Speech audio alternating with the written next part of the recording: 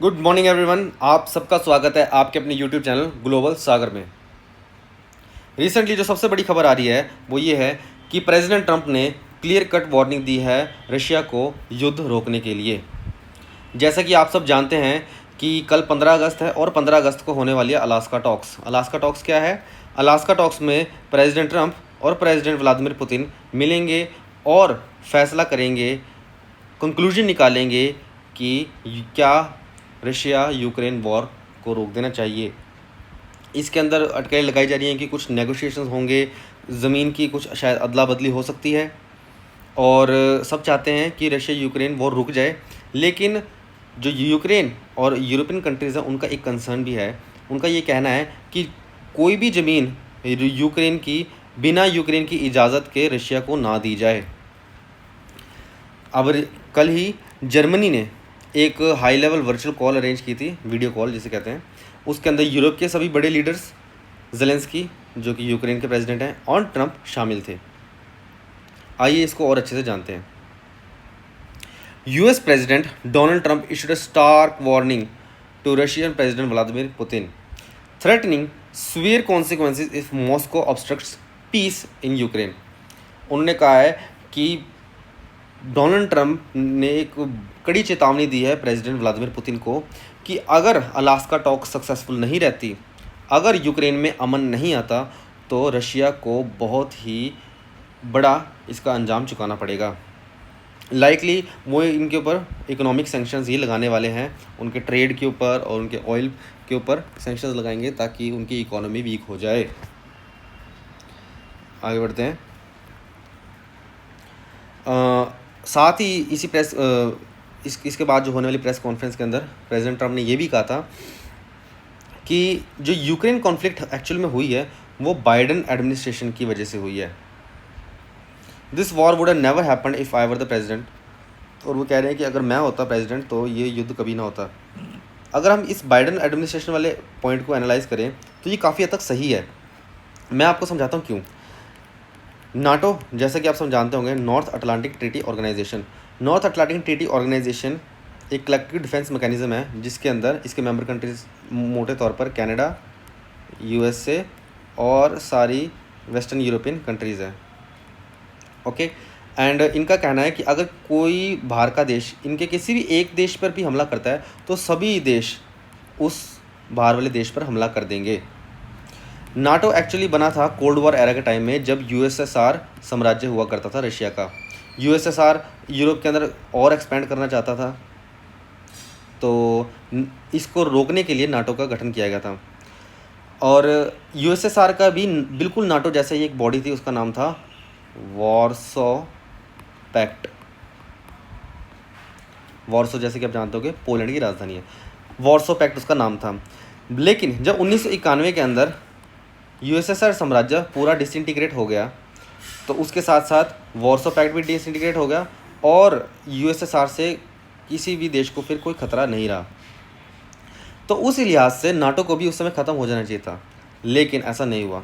NATO फिर भी continued रहा और इसी वजह से जब 2021 के अंदर यूक्रेन ने कहा कि हम भी नाटो को ज्वाइन करना चाहते हैं और उसने अपनी विलिंगनेस जताना शुरू की, उसने बार बार कहा कि हम नाटो ज्वाइन करना चाहते हैं, उन्होंने 2-3 समिट्स में भी ये कहा, देन रशिया को पता लग गया कि अगर ऐसा कुछ हो गया तो उनके डोर स्टेप के ऊपर ही एनिमी फोर्सेस आ जाएंगी और उससे रशिया की सिक्योरिटी कॉम्प्रोमाइज़ हो जाएगी। तो ऐसा कुछ ना हो, तो 2022 के अंदर शुरुआत होते ही फरवरी में रशिया ने यूक्रेन के ऊपर युद्ध कर दिया और कहा कि हम पूरा यूक्रेन ही अंदर ले लेंगे। तो यूक्रेन रहेगा ही नहीं तो नाटो को कोई ज्वाइन करेगा ही नहीं, और तब से अब तक ये युद्ध चलता आ रहा है। एंड इफ़ेक्टिवली इसके अंदर देखा जाए तो उस समय की जो नाटो लीडरशिप थी ऑब्वियसली बाइडेन एडमिनिस्ट्रेशन थी और उन्हीं की वजह से ही ये युद्ध हुआ। ये युद्ध एक्चुअल में होना ही नहीं चाहिए था। चलो, जो हो गया, अब हमें होप करते हैं कि शांति आ जाए, युद्ध ख़त्म हो।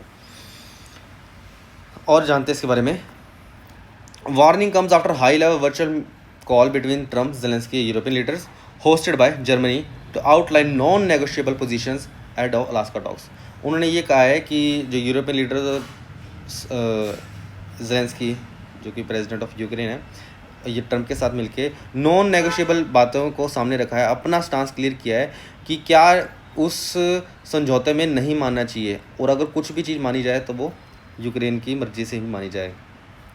फ्रेंच प्रेसिडेंट इमैनुअल मैक्रोन ने भी कहा है Trump had agreed that Ukrainian land can not be negotiated away without Kyiv's consent. उन्होंने कहा है कि अगर यूक्रेन की धरती रशिया को दी जाए तो वो सिर्फ और सिर्फ यूक्रेन की सहमति से हो, बगैर सहमति के ना हो, क्योंकि ये आने वाले यूक्रेन के फ्यूचर को डिटरमाइन करेगा।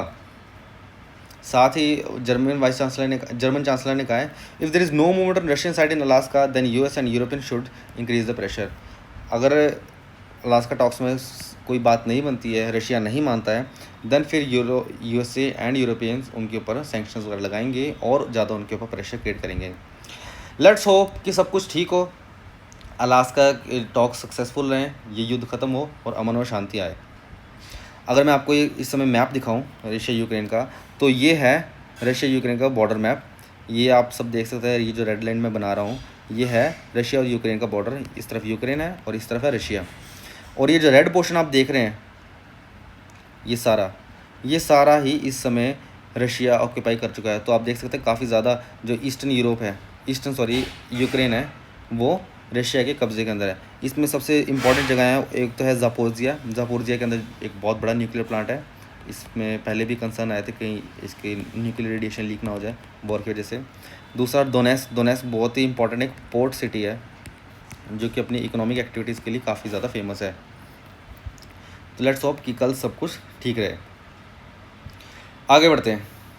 अगली खबर है इजराइल पैलेस्टाइन कॉन्फ्लिक्ट से रिलेटेड।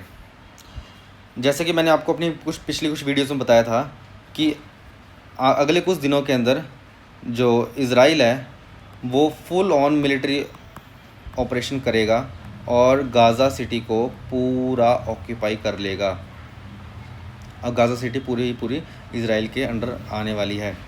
तो इससे पहले जो वहाँ के प्रधानमंत्री बेंजामिन नेतन्याहू हैं, उन्होंने फ़िलिस्तीनियों से कहा है कि उनको इजाज़त दी जाएगी कि वो इस जगह को छोड़ के किसी महफूज जगह चले जाएं, क्योंकि आने वाले दिनों में मिलिट्री कैंपेन इंटेंसिफाई होने वाला है।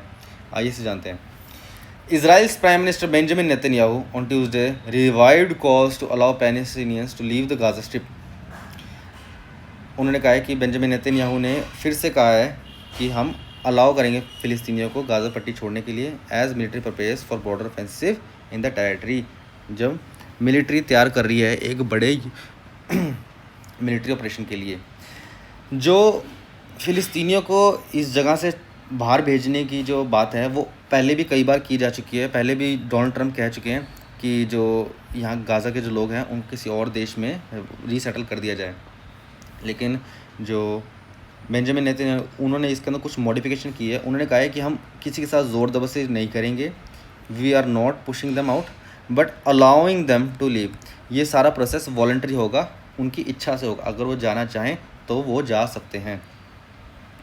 इसी बीच इजिप्ट जो है वो काफ़ी कोशिश कर रहा है कि इन जो हमास और इज़राइल है उसके बीच में एक युद्ध विराम लग सके 2 महीने का, एंड लेट्स होप कि ऐसा कोई फ्रूटफुल रिज़ल्ट आए। जो रिफ्यूजी का सेफ़ किसी जगह पे जाना, ये हम रिसेंटली भी और वॉर्स में देख चुके हैं, जैसे कि अफ़गानिस्तान में जो तालिबान ने सरकार में आई थी तब भी हमने रिफ्यूज का देखा था। यूक्रेन के काफ़ी लोग, सीरिया के काफ़ी लोग जो रिफ्यूजीज़ बन के दूसरी महफूज जगहों में गए थे, जो कि एक नॉर्मल बात है। अगर कोई मिलिट्री ऑपरेशन होने वाला है, अगर आपको ऑप्शन मिलती है तो लोगों को वहाँ से जाना चाहिए, अनलेस वो खुद हमास को जो टेरर ऑर्गेनाइजेशन है उसे सपोर्ट ना कर रहे हों तो। और जैसे कि आप सब जानते हैं जो एयर स्ट्राइक्स है उन्होंने इज़राइल ने काफ़ी ज़्यादा इंटेंसिफाई कर दी हैं ऑलरेडी अपने इस रीजन में। और लास्ट संडे को ही अल जज़ीरा जो एक न्यूज़ रिपोर्टिंग एजेंसी है उनके भी कुछ जर्नलिस्ट को इसमें काफ़ी नुकसान हुआ था और वो उन्हें जान से हाथ धोना पड़ा था। और बट इज़राइल ने साफ साफ कहा था कि उनके अंदर जो मेन रिपोर्टर थे वो हमास की मदद कर रहे थे रिपोर्टिंग के थ्रू। लेट्स होप आपको ये वीडियो पसंद आई हो। अगर आपको ये वीडियो पसंद आई, इंफॉर्मेटिव लगी, तो ज़रूर अपने दोस्तों में, अपने परिवार में ये वीडियोस ज़्यादा से ज़्यादा शेयर कीजिए, ताकि ज़्यादा से ज़्यादा लोगों को पता लग सके कि देश और दुनिया में क्या चल रहा है। थैंक यू एंड जय हिंद।